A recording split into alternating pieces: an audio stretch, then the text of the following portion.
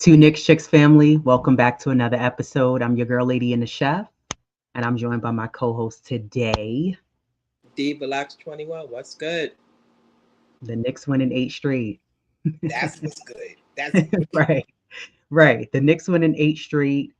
Um, I think last night's win against Denver, to me, starts the test, the real test, at least for me, because the previous teams that the Knicks have beat are teams that the Knicks should, quite frankly, be beating. Um, But Denver last night, to me, one, that was a good entertaining game. And um, the game could have been over with sooner, right? Had Mikal didn't make any boneheaded, stupid plays at the end. But I think last night's game showed, okay, you beat Denver, you have Detroit on Friday, and you have Boston on Sunday. I want to see what the Knicks do moving forward.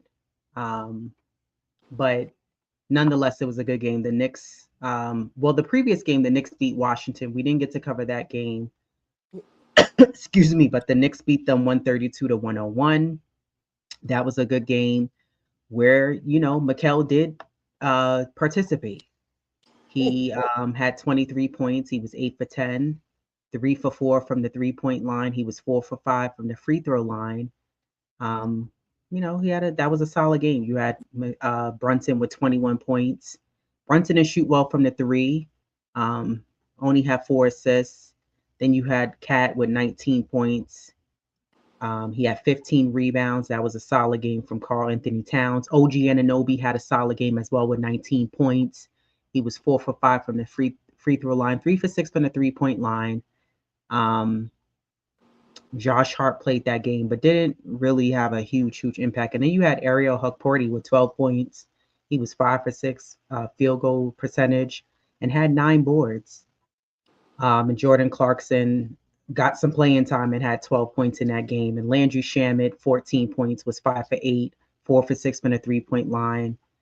I thought that was a pretty good game by the Knicks where they was able to close it out. And that put them on the board for the 7th wins. And then you flash forward to last night's win, which was a really good, entertaining game. The but Knicks won let me 127. I'm stuck. Let me just stop. Well, Josh, that was the game he rolled his ankle. So he left in that Washington Wizards game. That was when he got hurt. So you got to factor that in. That's why he. Yeah, that ankle seems to continue to be a problem too. It seems like it's something that, I don't know, Josh can play, but then you don't know, you know, like Deuce, and then he rolls it and, now you don't know. I will say though, last night's game, I don't really feel like there was a huge difference. Not to say Josh would have made a big difference last night, but I thought the Knicks played with a good pace last night. Yeah. Usually when Josh is not playing, it slows down, it's stagnant, no one is cutting or moving to the basket, when he's not there. But I really like the way they were playing last night without him. Um, and it was nice to see both Josh Hart and Deuce like really into the game on the sidelines. Um, and it was good to see Jordan Clarkson, who started last night's game, also like get some burn. And I want to touch on him as well. But the Knicks did win last night, 127-134.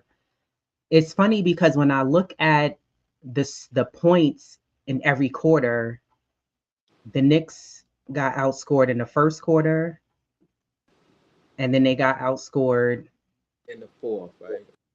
yeah, in the fourth, right. Excuse me. So it was a good game by the Knicks. It didn't have to go to 2 overtimes, if you ask me. Um, Mikal Bridges, I'm not sure what possessed him to shove. I think that was Brown who he shoved. It was Braun, Christian Braun. Yeah, Right? when he wouldn't have got the rebound. boxing out is one thing, but he like shoved him. And, you know, I was watching the MSG post game and Wally Zerbiak was saying, "Oh, that was the right call," and Alan Hahn was like, "No, it wasn't." And I get both sides, right? Because Yeah, it wasn't a good call by the refs. Aren't you tired from running up and down the court? You want to go home. It's been a long night. But then it's like, of course, these things, these type of calls happen against the Knicks, which is unfortunate. But I thought that game could have been done and over with had Mikel didn't do that. And you could see the guilt on Mikel's face, which is why he had to make that three, which was a timely basket, yes. And I know you always say this all the time. You're like, this is what you're going to get from Mikel. Some nights you're going to get a great performance, and other nights you're not going to really get anything from him. But being that I'm bringing him up, we could stick with Mikel, and then I also want to hear your thoughts on the game as well. I said this to you last night. I felt like Mike Brown should have sat Mikel. He did have a nice timely block as well, right late in the game. I thought Mikel he should have sat him down. He was off. And the same way Mike Brown was rotating Carl Anthony Towns and Mitchell Robinson, who had a fantastic game, he should have did the same thing to me and had McCullough and Clarkson coming in to yeah. me. But I want to hear your thoughts on the game. Go ahead. Oh, for sure. I mean, because I said that we went back and forth on the phone about how we felt about with Mikel. But my thoughts on the game, it was that was a great game, man. It's some games, the outside from the Lakers, like it was like an NBA, style game. That Denver game was close to it, and I have a question about that as well. But just overall, like it's like everybody contributed, even Mikel. Yeah, he scored 5 points, but that block was huge, and then that 3 pointer. So when you look at the scheme of things, everybody made a contribution. Um, you know, it's like there were so many highlights. It's like, where do you start from? Um, good, like you said, nice floor spacing. You know, was that attributed to Hart not playing? Somewhat, yeah. Um, I mean, it's like the deeper they go in and the more they play, it's like this is preparing them for like the postseason. You know, um, regardless of whether they win tomorrow or Sunday. I mean, they're locked in. They're dialed in. So they, well, okay, we get a little. We won 8. You may lose. I'm just saying, which I'm not banking on it, but they're dialed in for the most part. My guy, well, for this game, you know me, I'm an OG fan, but like Mitch, man, like you know, yeah, he not because he got defensive player of the game, but just like his defense overall, like where he was just like able to, for the most part, contain, the Joker, like without like fouling, and he stood his ground. He didn't fall for the little okey doke, and then then he switched to Murray. He had one steal, one block. So just defensively, hell, offensively, he had 10 points. And 8 boards. So he was just like, man, if we could just get that healthy, if Mitch could just stay healthy, man, and man, the Knicks is gonna be a dangerous team going in. Like, I mean, it was everybody. Like I said, everybody contributed. It was just a great game overall. Yeah, excuse me. I thought Mitch was fantastic last night. He was honestly the difference maker in the game last night because Jokic had no answer against him. And, you know, this is credit to the front office and why they continue to keep Mitchell Robinson on the team. When Mitchell Robinson comes in the game, he knows his weak points and he knows his strong suits, right? When we've seen in several series, in several games, when Mitchell Robinson has to guard your Jokic, your Joel Embiid, and so forth, he does a fantastic job locking them down to the Yeah, point where they have no answer. They're shooting air balls. You know, they can't get off the shots they want to get because he's locked in defensively. And quite honestly, I remember you saying this last night. This is the kind of defense you want to see from Carl Anthony Towns as well. You know, I mean, Mitchell Robinson looked like OG, poking the ball away from Murray and locking guys down. And I was like, and not because I was shocked, but I was just like, wow, Mitch is really locked in. And I think maybe playing him every other game is to the Knicks' advantage oh, definitely. because he can come in with fresh legs. You know, he's not as tired, and he's an asset to this team. So shout out to Mitchell Robinson, who really was impactful in this game. He played 23 minutes, had 10 points. He was 5 for 5 field goal wise. He had 8 boards, and he even put the ball on the floor and drove past Jokic. What was that, in the first quarter or the second Uh, quarter? And I'm like, and I know Mitchell Robinson works on things like that, especially in the off season. He works on putting on the ball on the floor. But I was really impressed with what he did. I just would have, you know what, and that shows that Mitchell Robinson did, excuse me, last night what Isaiah Hartenstein would do when he was the other big man on the floor, and he would have to come in, and Mitchell Robinson, him and them two would trade off. Not to say Carl Anthony Towns didn't have a good game, because he did. He played 31 minutes, had 24 points. Um, he didn't smart. shoot that well from the 3-point line. He was 2 for 6. He was 4 for 4 from the free throw line. Had 12 boards. I thought it was a solid game by him. My issue with Cat is the fouling. Yeah, for sure. Sometimes the defense is lazy, and then he does those, like him and Josh Hart, they kill me with the, like, whoa, I didn't do that. You did do it. You did do it. Mhm. It was you. You pushed off, you grabbed the guy. So, I just I again, I'm not gonna fully fault him. I thought it was a good game considering, he got head butted and he's came back in the game and actually played better when he came back in. Yeah, yeah, exactly. And he seems to play well against Denver, which is a good thing. So I was happy to see that. Jordan Clarkson started the game in replacement of Josh Hart. He played 24 minutes, had 11 points. He was 5 for 7 from the field goal line. He was only 1 for 2 from the 3-point line, didn't shoot a lot of threes, which is fine. Um, I would have liked to see him get in the game a little bit more because I feel like, yes, as a player, you have to stay ready, but you want him to stay in rhythm. And if you could give Tyler Kolek minutes and Diawara, you know what Jordan Clarkson could do. And I think it's only right to put him in a game and let him get some playing time. I don't know. Like, what do you feel about that? I would like to see him more, but I think the reason why he's not playing as much is because, he really fell out of the rotation because they have guys who can score. So it may seem like well why he's there, but they have scores. Um,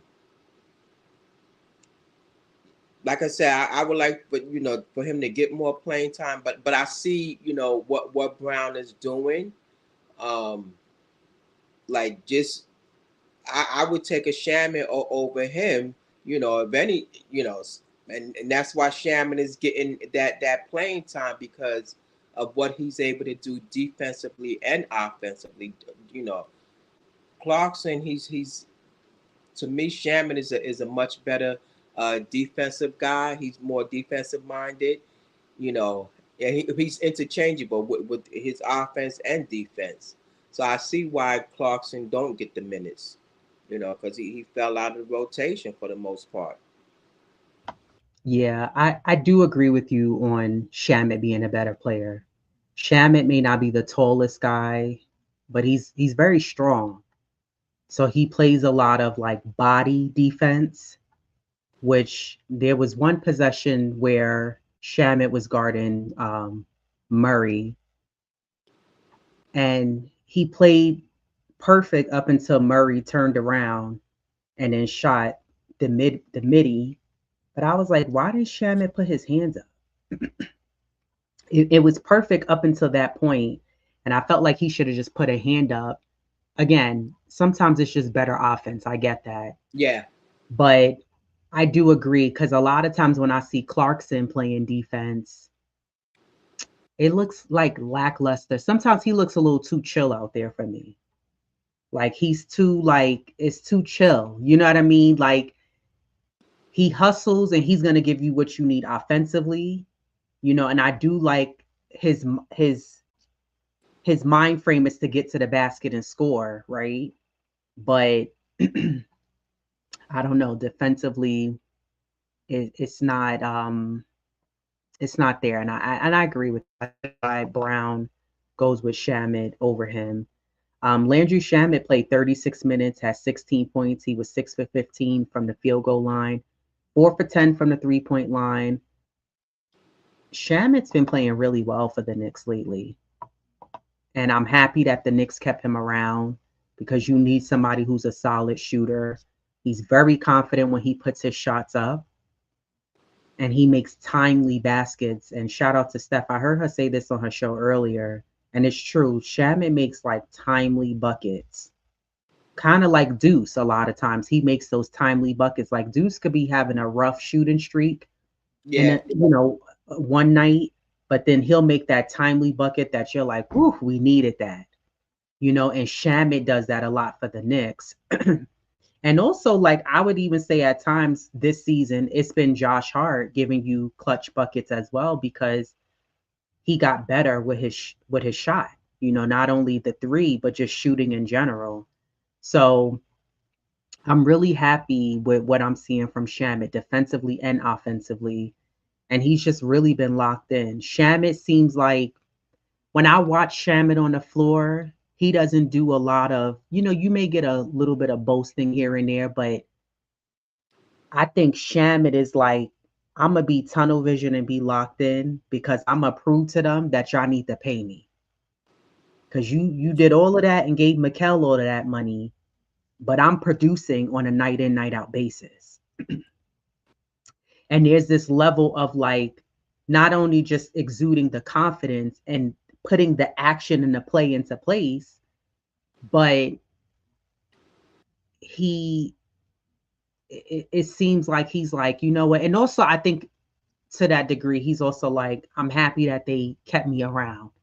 You know what I mean? Gave me a chance to really show what I can do. So, shout out to the front office. Shout out to Landry Shamit for playing a really good game. OG Anunoby played 48 minutes, had 20 points. He was 4 for 9 from the 3-point line, 2 for 2 from the free throw line, had 8 rebounds, 4 assists. He was 7 for 17. OG to me has been playing well. Um, I don't know what it is with OG, the way he plays. Somehow teams, I don't know, he's able to just get to the basket easy, but I think he's constantly a student of the game, and OG plays smarter, not harder. Like that's the best way I could put it for OG, he plays smarter, not harder. And a lot of times you notice he gets like easy dunks.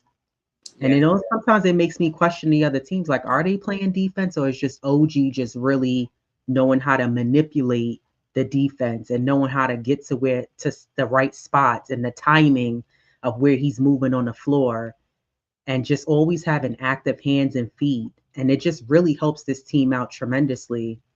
And I like that because there was a lot of people, Knicks fans, who questioned OG when the Knicks gave him all that money. They were like, whoa. But I'm like, to me, OG's worth the money because he's another one like Josh Hart. When OG's not playing, the Knicks are not as successful.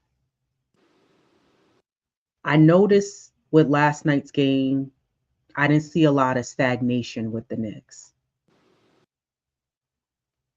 And I hope the Knicks continue this because I hate to watch a game and I'm waiting for something to happen, a play, some type of movement. It's just guys standing around. Let me ask you something now.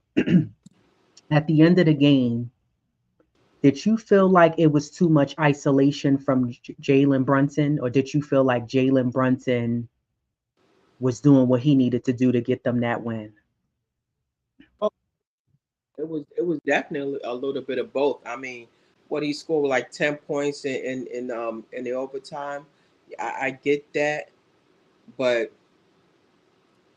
I guess you know I know he trusts his teammates, but sometimes it's like you know he figured, well, we lose, it's gonna fall on me. I mean, that's how it seems like that's his mentality. Um, well, if we do lose, then then I'm gonna take this L. But again, like you got to trust your teammates. So it was a little bit of both. Because he had that turnover when Murray stole the ball. Um, but just overall, like you said, when you're talking about less stagnation, when you look at the scheme of things, they only had 11 turnovers, which was great, for them. I mean, Denver had 14, so um, it was, he could have, gave it, OG, he was, he, OG, he finds a way. Um, So it was a little bit of both the stagnation and just like this taking it, the game into his hand. Yeah, I felt like there was a few stretches down where you didn't Oh, need those 3-point shots that Jalen Brunson was taking. That last, what was that possession where Jalen Brunson was taking the ball out and he almost got a 5-second violation and then he oh threw it yeah, up and both Mitchell Robinson and I don't know if that was Huck Porty was down in the paint and I was like, what was that? That couldn't have been with Mike Brown or whoever. That couldn't have been a play y'all drew up in the timeout. yeah, yeah, It was right. just a stupid wasted possession. Now, that last shot he took that could have ended the game. I don't know. I guess it was he takes those shots, he can hit them. I'm not gonna fault him on that one. But there was a few like I'm gonna bring the ball quickly up the floor. I'm gonna stop and shoot at the top of the key a 3-point shot. And they just weren't good shots. They were rushed. They was one quick possession, no passes made. And then there was a few where and I'm talking, this is late in the game, right? A few was one or two was maybe late in the fourth, and then this was in like the first overtime. Brunson, like twice, he came down the floor, and once OG was wide open. He could have passed it to OG. We know OG could make that shot. Yeah, And then there was another time down where he had Shamit on the left side of the floor, and he could have, threw it to Shamit, and but I don't know. I sometimes I'm like, I've noticed Brunson is trusting more and becoming more of a facilitator, right? He's slowly building up to that, but I agree with you. I felt like it was a little bit of both. Like there was a few possessions where I felt like, yo, you didn't need to shoot that. You could have just quickly passed it because we could have ended it. um, and I get it. Like, yeah, maybe he does feel like that. There's this sense of pressure on him. Like, yo, I got to make sure we win this team. And honestly, quite frankly, that's what superstars do. When that's what you do as a captain, that's what you have to do. You have to sometimes you need leadership and somebody who's going to be able to take over a game and win the game for your team. So I get it from that standpoint as well. Um, but nonetheless, I thought Jalen Brunson played a really good game. He came through in a clutch. He played 47 minutes, had 42 points. He was 14 for 27. He was 5 for 12 from the 3-point line. He was 9 for 11 from the free throw line, had 8 rebounds, 9 assists. It was an overall solid game. At least that I thought that it was a solid game by him. Um, but yeah, I hope he can keep it up. I hope he also stays hot. Same for the other guys on the team. Um, and then we saw 4 minutes played by Ariel Huckporty, 2 minutes played by Kevin McCullough Jr. Tyler Kolek played 13 minutes. And then I wanted to talk about Diawara, who played 14 minutes, had 5 points.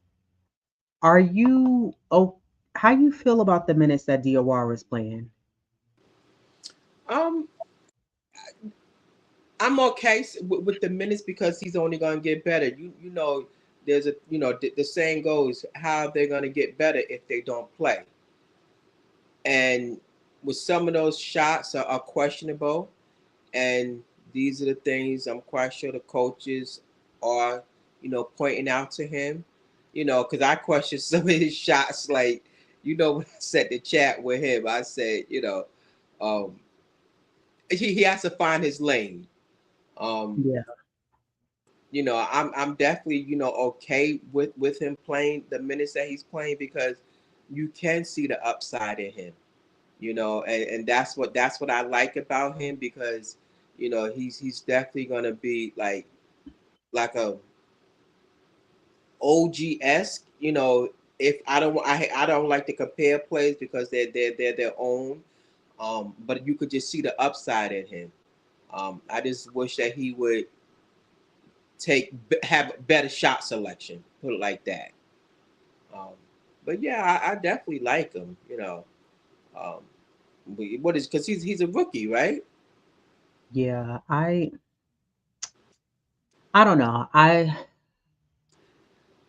feel like Diawara, there was something that he did in a game, and I was kind of like, why? Like, why? I can't remember what was it. Was it the three that he shot? Yeah, yeah. And I was like, and again, I'm not. I agree with you. Like, you're not gonna get better and learn unless you get the minutes and get the burn in the game, right? So I get that, but I don't know. I think I'm still being a little bit of a stickler in that I would have liked to see. To me, Bridges should have sat because I think you called it out and you were saying, yeah, there was another game where Brown sat Bridges down and Bridges was off, and I would have liked to see maybe a little bit. I mean, even maybe a little bit more minutes for McCullough Yeah, for and sure. a little bit of interchanging between McCullough for the defense and then bringing in Clarkson for the offense. And I would have liked to see Brown do that. And I get it; he must have a method to his madness and why he does the thing that he does. But I would have liked to see, him kind of switch that up in regarding to the minutes. But it is what it is. The Knicks won the game. A win is a win. We'll take it. The Knicks are now 33 and 18. They're second in the East. Are they still second? Yeah, they're second in the East. And yeah, the Knicks are rolling 8 straight wins in a row. Um, so trade talk, because we'll get right into that. The Knicks did get rid of Yabusele. Yabusele was traded over to Chicago, right? Yeah, he was traded over to Chicago, and I mean, we knew this was happening. It was just a matter of time before they got him. But then for Yabusele, the Knicks got what's his name? Dallin Terry. Yeah, I saw a highlight video of him earlier, and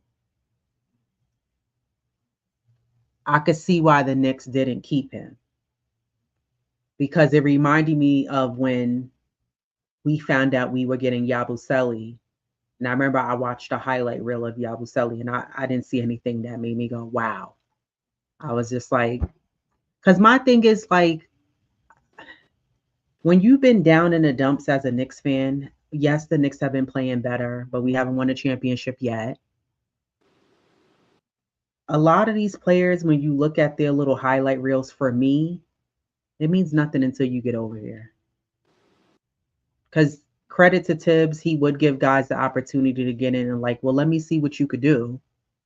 And if not, they're going to get rid of you. And it seems like Mike Brown did the same thing with Yabusele, giving him the burn, right, to allow him to showcase what he can do. And that was just a huge disappointment. Okay. So the Knicks, I sent you a video where Leon left the game yesterday and was on his phone. And I was like, oh, maybe that was Giannis. But it must have been the call about Alvarado. No, at the time it was Yabusele.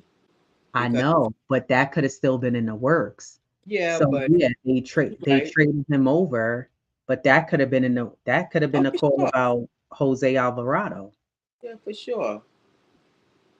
Because you made a great point. You was like, well, because Deuce is undergoing surgery Friday, tomorrow, Deuce is going to be out, which is, that hurts the Knicks because Deuce has been on the tear since he came back from his last injury. So, again, kudos to the front office for making a move and saying, okay, well, we need to bring somebody to replace Deuce McBride. And they bring in Jose Alvarado. What are your thoughts on that? No, no. I don't know how you feel, but I definitely feel that that's a great addition for the Knicks. Um, Aside from him being a homegrown New Yorker, um, he's like he's like one of those, and that's what they call him, a pest, and that's just what he is. And guess what? That's what the Knicks need. Not that these guys aren't, but he's like one of those guys, them gritty type like players, like won't back down from a challenge, will get up in your face, and that's what the Knicks. And again, it was not taken away from none of, because they're on an 8-game winning streak, and that showed like, well, you don't have to be that player, but you need that player at the same time. So man, I'm just like excited. Yeah, he's coming off the bench, but again, that's what the Knicks need. I know he's gonna be super hyped when he gets here. Um, he's always wanted to come here. All players they want to come back home. For the most part, they would love to play, and he's gonna fit right in seamlessly. I mean, nice pickup for the Knicks, man. I mean, I couldn't be happier. I agree. For me, Jose Alvarado is a dog. Yeah, When you lost Dante DiVincenzo, you lost a dog. yeah, You lost somebody who was scrappy. And I think that you kind of got it with Campaign, but it wasn't to the degree of Dante DiVincenzo. yeah. And now with Jose Alvarado, you get somebody who is has great defense, who can, steal the ball, who's gritty. I heard I think it was Nick Nation say, and I don't know if it was like a rumor that Alvarado wasn't really excited to come to the Knicks, even though he's from New York, because I think it's like his concern was a minutes thing. Oh wow. And because he's getting the minutes in Charlotte and New Orleans, that he's not going to get the minutes in New York. But my thing is, one, you're going to get the minutes because you're replacing Deuce McBride. And then two, even if immediately you're not getting as many minutes as you want, you got to earn it. You're on a new team. But Prove but yourself. but not just that. You're coming to a team that's championship contenders. Like that's your ultimate goal. And yeah, you're gonna have to make a sacrifice, but wouldn't you rather have a championship or vying for a championship than minutes? You're gonna still make your contribution in other ways, and that's what a player like him has to realize. It's not all about the minutes. It's what you do when you on that floor with those minutes. So Yeah, well said. And knowing your role, like come in to do your job and contribute however you can yeah, yeah, versus worried about minutes. Like when you do get the minutes, make sure that they count when you get out there. So that's well said. I agree with that 100%. And but nonetheless, I'm happy with the acquisition of Jose Alvarado. I think he'll fit right in with this team. He has the energy that they need. He can give you. I think he'll also be another great defender like Landry Shamet, right? And he brings you that energy that you need for the team. And I think sometimes like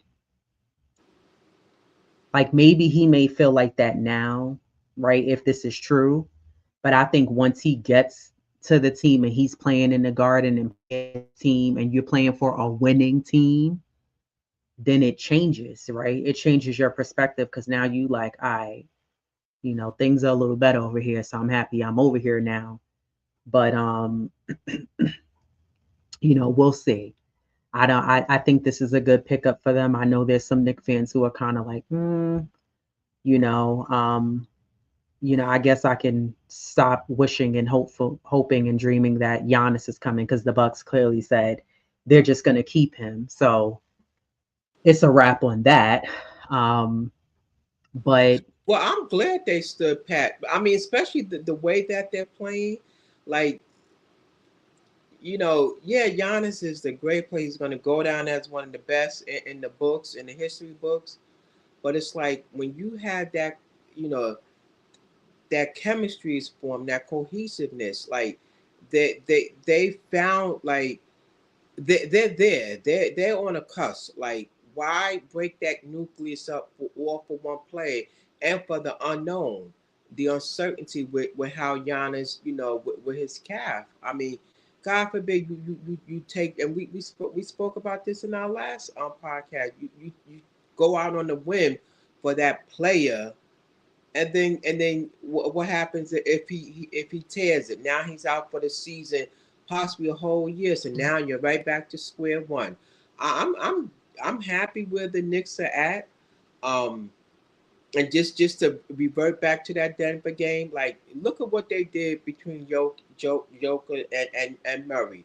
I mean, they forced them guys to take some. They were what, like um 25 for 60 from field goal. Their free throws, they were atrocious. They were what, like 4 for like 24. So like they joke the best play out there. When you force a guy like that to take those tough shots, then you on the right path. So that it's the sky's the limit for them. I'm and now that in the psyche of it all, we're gonna see a better production out of Cat and Mikel, because when those rumor mills start spreading, that messes with you. They're human at the end of the day. It's hard to block out that noise. They say, "Oh, block it out." It's hard. Just to know that your name is being thrown out there. Cat wants to be here. I think we're gonna definitely see a turnaround, a shift in Cat, and even possibly with Mikel, because his name was, possibly thrown out there as well. A trade package for, with Cat and Mikel. So, like I said, I'm happy. Now, I think, the Knicks are on the cusp, and, that East is wide open. Yeah, teams have, bolstered their roster, but the Knicks, they right there. yeah, I I agree. I do think that you don't want to break up the chemistry of what the Knicks have going on, right? And I'm really hoping that now that the trade talks are done, that both Kat and Mikal, specifically Mikal, can play a lot better because we know what we could get from Kat. And to a degree, and I think I was mentioning this to you, Mikal did prove himself last year, specifically in that Boston series. He played well, right?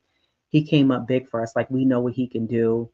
I just wish he would stop playing like he's waiting for his 20th year on the job so he can retire and not be afraid of taking contact and do what he needs to do and be a little bit more consistent and not one game you give us 5 points, maybe you get 12, 13 out of me, and then another game you could give us 25, 30.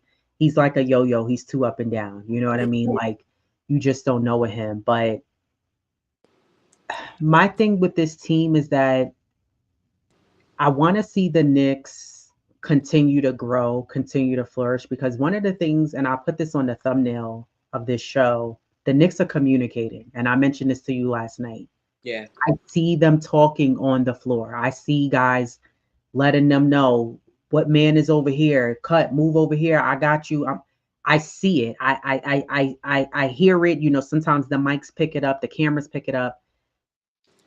And I know you mentioned, you said, yeah, I think that comes from when Jalen Brunson had that team meeting with them. And, you know, I'm sure he called that out. And the thing is that I want them to utilize this as a catalyst to continue to grow and really own in and like lock in on their defense and continue to be strong defensively because we know what they could do offensively. But your defense has to be locked in and, you know, not even just when the Knicks was in that little slump. But I was saying this to you before where I don't feel like certain things were corrected this season that were issues even before Tibbs was the coach for the Knicks. Like the defense on the perimeter line, it still hasn't been corrected. It's still weak. Oh yeah. And then we've started off good defensively, like man to man and guarding, and then the Knicks kind of reverted to this like we're packing back in the paint, and then teams are swinging the ball around, and now we're running out, and it's too late. So it's like you got to figure it out defensively, and they're figuring it out, they're getting better, and I want them to continue to do that. You can't have these lapses. You know, you're not going to win them all, and I get that. Some nights you're going to be off, some nights it's going to be a off night for all guys. I get that. But I want, like last night was a perfect example of, and I said this, I don't know if it was the last show, if I said it to you, when Mitchell Robinson would have a good game, nobody else would have a good game. And the Knicks wasn't doing well. Last night, Mitchell Robinson had a great game, and you had a few other guys have a solid, good game as well. And that's what the Knicks have to do. It can't just be Brunson and Cat or a combination of Brunson and OG like it has to be more than two guys that's going to help get the job done. And I'm not just talking about with points, but it has to be the other little intangible things that need to be done. And I heard Brunson say this. I don't know what game that was where he was off, and he said it at the end of the game. He said, yeah, he said, I was off, but I know there's other things that I can do to contribute to the team. Yeah. And that has to be the mentality for everybody on this team. If your shot's not knocking down, there's other things you can do to be an asset and make an impact, you know, every night. But like I said, Denver game was the first stop on the test train that they're on right now. Detroit, tomorrow's game, you need to get your revenge. Sure. I want to see the Knicks get revenge. If a team beats you, okay, get them back. Get your revenge on that team. So I want to see what the Knicks do against Detroit, specifically Boston. And before I ask you that question, I want to get to Rondu 1973. Shout out to you. He said, I wish we could have added some size to the backcourt. You sound just like Diva Locks. But I agree. Yeah. The Knicks, that's something that does kind of bother me with this team. We lack height. We lack height. And you notice it when we play certain teams, and it's just, you know, what can you do when you got some of these guards that's not tall enough? You know, I don't know. I don't know.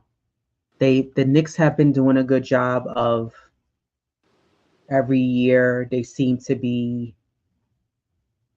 making the tweaks to put the right pieces in place to make the team better. So maybe we'll address the height in the off season, right? Um, but what I was going to ask you was for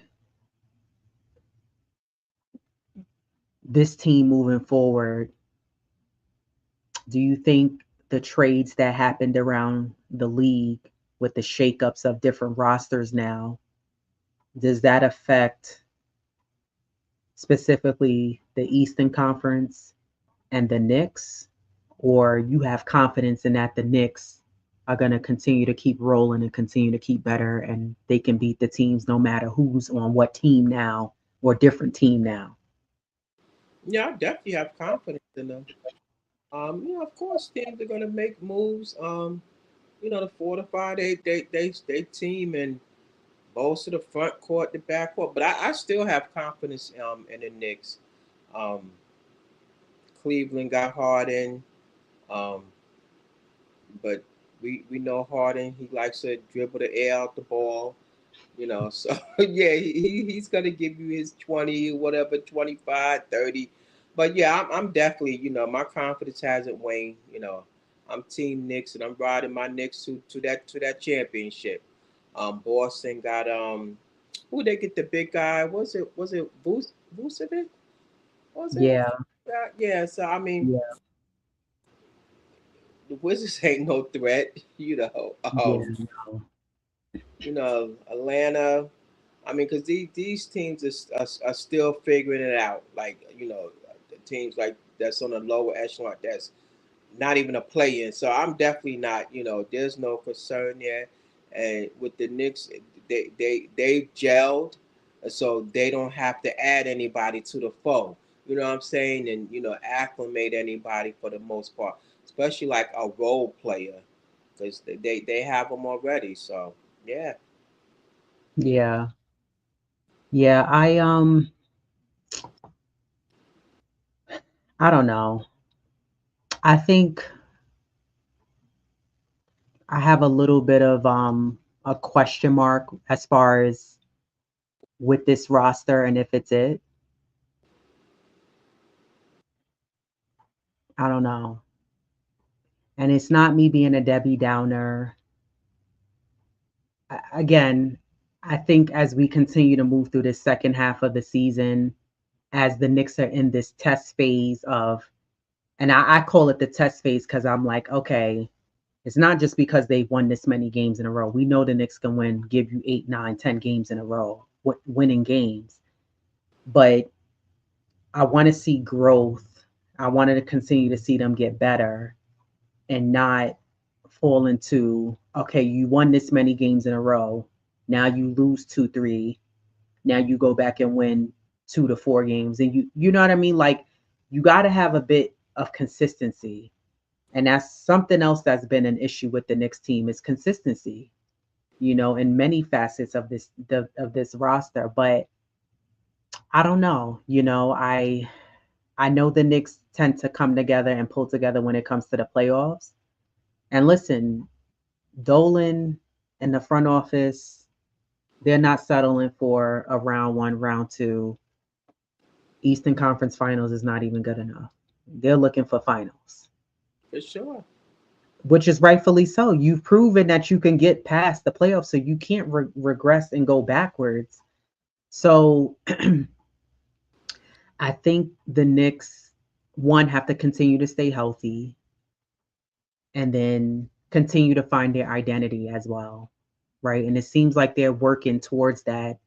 And like I said, I love the communication and what this team is doing. Um, but for me, there's still a little bit of a question mark as far as like, is this roster the roster that can get it done? I know that they can win games, but can this roster make it happen and get it done? And I'm curious because you got Detroit coming up, you got Boston coming up, you still got to play OKC, you got Philadelphia again, you got to play. So I'm like, I want to see what you, and yeah, there's been teams that's beat OKC, but what are you going to do when you face off against those teams? What are you going to do when you face off against Orlando Magic, who for some reason you don't really have an answer for for the past 3 years? You know what I mean? So it's just like, Cleveland made a couple of moves and you know, I don't know what that means for them, but I don't want to jump too far ahead when it comes to that. But the Knicks have to get to the finals. You have to get to the finals. Yeah, it's finals or nothing. Right. Shout out to Danny Lanes 8487. Salute to you. Says salute lady and the chef. Do you think we will get Giannis in the summer? I don't know. I think that depends how the Knicks do this year. Because listen, I think if the Knicks fall short, then you know, Dolan is probably going to be like, look, we're missing something and they're going to need to make a tweak. And then I think also you got to watch how does Mikal Bridges play in the playoffs. Because honestly, if he falls short, I think you need to look to make a move with Mikal. He plays too safe. You know what I mean? And you're going to need somebody who could go out there and give you a little bit more than you up and down. And he's been up and down with us. It hasn't been enough consistency. So I think depending on how the Knicks do in the playoffs will determine the moves that, you know, Leon and the gang are going to have to make in the summer because, Dolan now is like, listen, like I said, it's, I got you in here to do what you need to do, but we need a championship. Enough is enough. And the Knicks are making those moves to do that. And we'll see how players and guys play. Anna Grill one salutes you said Cleveland, Boston, and Atlanta improved on paper. Yeah. Yeah, I don't know because Cleveland, I was a little shocked by that trade. No, no, he's hurt. Um, Yeah, and plus they that tandem didn't work out like they thought it was. this is I'm true. saying sometimes paper you look good, but then when you get on that hardwood, man, it's it just don't come together as you thought. From a GM perspective and a team perspective. So um, shocked, yeah, but it was needed, and Mitchell Spider even asked for some like help. You know what I'm saying? Because you don't know when Garland's coming back. That toe issue. That's not his first time. With the toe issue. So he wants to be in the running too. That's his team. Um. So yeah, shocked, but it was needed, and so. Yeah. Nostalgic Nick 7 salutes you said finals or bus. I agree. For sure. I agree. Multi power down salutes you said we won 50 plus games the last few seasons. That is consistent, my opinion. I'm a little controversial on that. I agree with the Knicks have won that many games, right? The last few seasons. But I always say this, and I'm kind of contradicting my own self because I'll be wanting to see the Knicks win more than 55 games in a season. But I'm a big proponent in it's not exactly, you don't exactly have to win that many games in a regular season um, in order to come out on top because the playoffs is a different animal. We've seen teams that have won and been at the first seed in their, conference, and then they get to the playoffs and then they get blown out by a team either in the first round or second round or so forth. So I don't really like to harp on that, but I do think that yes, the Knicks need to try to work towards winning, up the ante with the amount of wins for the regular season. And to me, you need to stay within that first and second seed. Like you can't drop down to fourth come the end of the regular season. You want to be in at least that first or second seed. You want to have control over your standings, home court Home court. advantage, and you know, just also overall, just the improvement. You want to be able to look and be like, wow, okay, we went from 52 games and then we won X, Y, and 50 whatever games, and now we won 58 games or 60 games. So that's really what I want to see. And then when I say consistency, I mean like the Knicks have a bad habit of they move away from what works from them. Mm. So you'll see games where guys are cutting to the basket, like Brunson had that nice pass, bounce pass he threw to Shamit last night, and things like that you see. Or Mikal Bridges, Cat threw a nice football pass down the other end of the floor, and Mikal drew like, and then the next game they move away from that, and it'll be like the next two games, and it's like, well, what happened? Why are Yeah. we going backwards? Why are you getting laxed? And it's the lack of consistency for me that is very bothersome as a fan. So, you know, that's more where I'm coming from as far as consistency, not so much as far as like the overall season wins, but like game to game wins. That's what I'm referring to.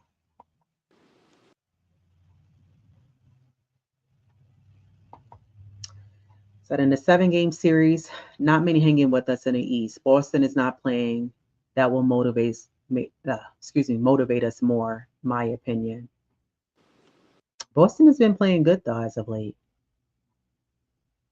And Brown said to Tatum, take your time coming back. right, I mean, it's a little. wow, I got this right. And it's like they have other guys that have been playing well. And Boston does a really good job bringing in the right players to their team. They bring the right players over there, like guys who can shoot. I mean, the bigs, they just do a really good job with that. But I don't know, we'll see. And then the Knicks are the hunted. No, the Knicks didn't go to the finals, but the Knicks knocked out a few teams. So they're the hunted. So I don't know. We'll see. We'll see what the Knicks got going on. You know. Yeah.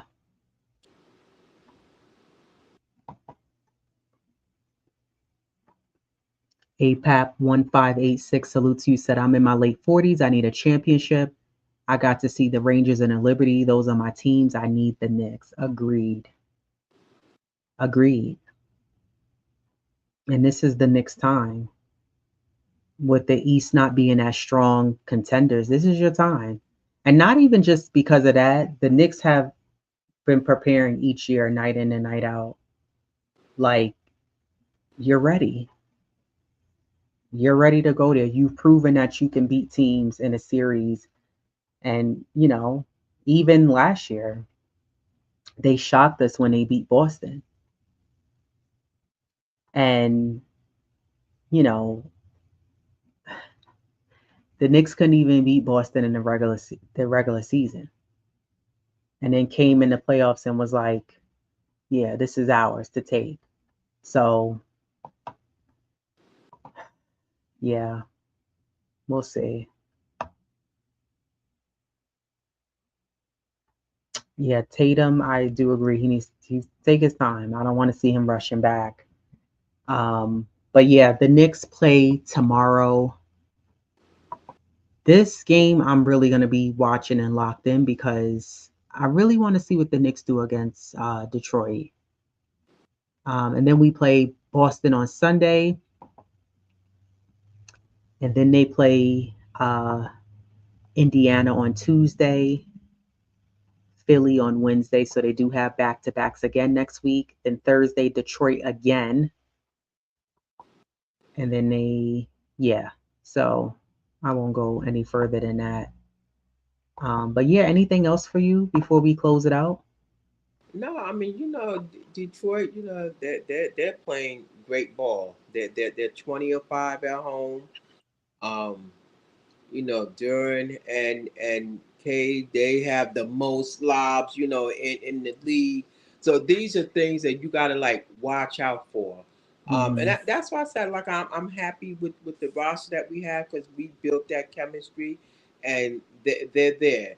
And if they continue, like you say, the communication, the talking, things, the floor space, and all that matters when you playing a team like Detroit because they got a chip on their shoulder, and rightfully so. And Exactly. the Knicks got to come in there with that same mindset and that same attitude. And they got what like 4 games yeah, 4 games before the All Star break. I mean, it'd definitely be nice if they could just go out, or it's some great energy, before the Yeah. All Star break. But yeah, I think they that butt whooping that they got. I think that was a nice wake up call for them to get that their revenge back. So Yeah, I agree. Like I said, I want to see them get that revenge, and I agree with you. You want to um, finish off this first half of the season before All Star break on a good note, right? So finish off strong, and yeah, we'll see what the Knicks do. Um, yeah, that's it for me today. Do us a favor before you guys get out of here. Hit the like button. I know Dope Soul Sports Collective is coming up next. Shout out to Steph, Ajay, Jeff, Jarrell, Nick Nation. Um, Shout out to all of them. Always a great show. And shout out to them. yeah, thank you for rocking with us, everybody. We are back officially. So tune into the show, turn on your notifications, hit the like button. We'll start leaving a link too so others can join us as well. But yeah, as Diva Locks always say, let's go Knicks. And until next time, everybody, peace.